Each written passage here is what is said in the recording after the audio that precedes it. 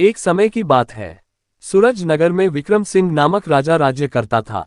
वह बड़ा ही न्यायप्रिय और पराक्रमी राजा था। रात्रि के समय नगर का भ्रमण करने के लिए निकल जाता। राजा को हर समय ये चिंता रहती कि मेरे राज्य में कोई भी व्यक्ति को किसी भी प्रकार की परेशानी ना हो। विक्रम सिंह का राज्य दूर दूर तक फैला हुआ था। बीच में कई घने जंगल आते थे।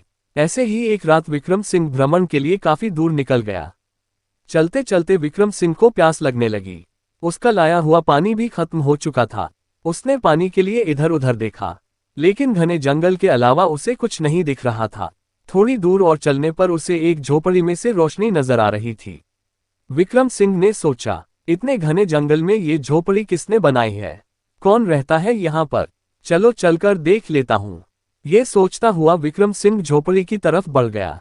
विक्रम सिंह झोपड़ी का दरवाजा खटखटाना ही वाला था कि अंदर से आवाज आई, चले आओ, मैं तुम्हारा ही इंतजार कर रहा था। विक्रम सिंह यकायक चौंक गया। कौन है अंदर जो मेरा इंतजार कर रहा है?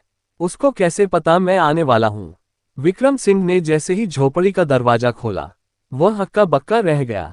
झोपड़ी के बीचों बीच एक साधु की गर्दन लटक रही थी और उसी के नीचे एक थाली में उसी खोपड़ी का खून टपक रहा था। तभी साधु की खोपड़ी बोल पड़ी, डरो मत राजन, मैं जीवित हूँ। मैं अपने जीवन की सारी व्यथा तुम्हें सुनाना चाहता हूँ। राजा विक्रम सिंह खोपड़ी की व्यथा सुनने के लिए आतुर था। हाँ महाराज, सुनाए, आप क्या सुनना चाहते हैं?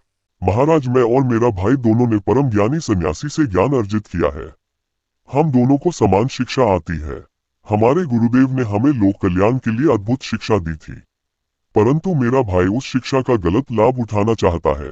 मैंने उसे रोकने की कोशिश की तो वह जादू से मेरा आधा धन लेकर चला गया। हम दोनों भाई एक दूसरे को मार नहीं सकते, वरना हमारी शिक्षा रद्द हो जाएगी। गुरुवर, तो आप मुझसे क्या चाहते हैं? मैं आपकी कैसे सेवा कर सकता हूँ? और आपके भाई इतने ज्ञानी हैं, तो मैं उनसे कैसे जीत सकता हूँ? महाराज, चिंता ना करें, मैं उसका उपाय बताता हूँ। ये जो रक्त से भरी थाली रखी है, उसमें से रक्त भर लो। जब भी कोई परेशानी आए तो रक्त के छींटे डाल देना, परेशानी खत्म हो जाएगी। राजा विक्रम सिंह ने अपना पानी का कलश रक्त से भर लिया। तभी साधु की खोपड़ी ने बोला, राजन, मेरा भाई पहाड़गंज की गुफाओं में रहता है और वहां पर 100 राजाओं की वह बलि देना चाहता है। जैसे ही उसने बलि दी, पूरे विश्व पर उसका राज्य हो जाएगा और बुरी ताकतों का प्रकोप पूरे साम्राज्य पर छा जाएगा। एक बड़ा सा इच्छाधारी सांप उसकी गुफा पर पहरा दे रहा होगा। तुम्हें उससे बचते हुए गुफा के अंदर जाना है। फिर भी अगर पकड़े जाओ तो मेरे रक्त के ये कण उसके ऊपर फेंक देना। वह तत्काल मृत्यु को प्राप्त हो जाएगा। फिर गुफा के अंदर जाकर मेरे भाई के ऊपर भी यह रक्त के कण फेंक देना। वह कुछ समय के लिए मूर्छित हो जाएगा। तब वहां पर प्रज्वलित अग्निकुंड को बुझा देना और सारी सामग्री को नष्ट कर देना। उसके बाद वहां पर बंदी सारे राजाओं को कैद से आजाद कर देना और मेरा धड़ लेकर यहाँ आ जाना।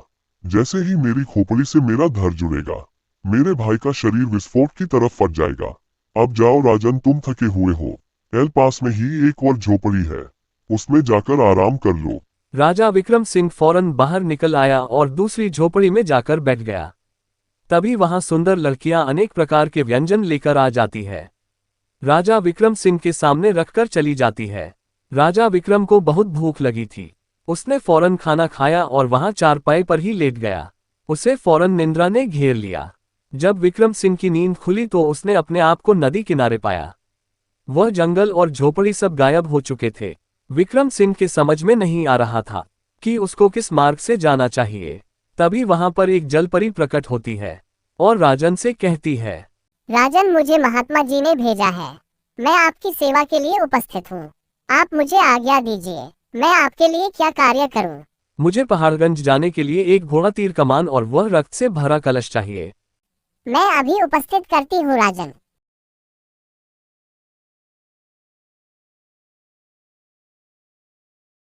राजा विक्रम सिंह जलपरी से कलश लेकर घोड़े पर सवार होकर पहाड़गंज की तरफ रवाना हो जाता है।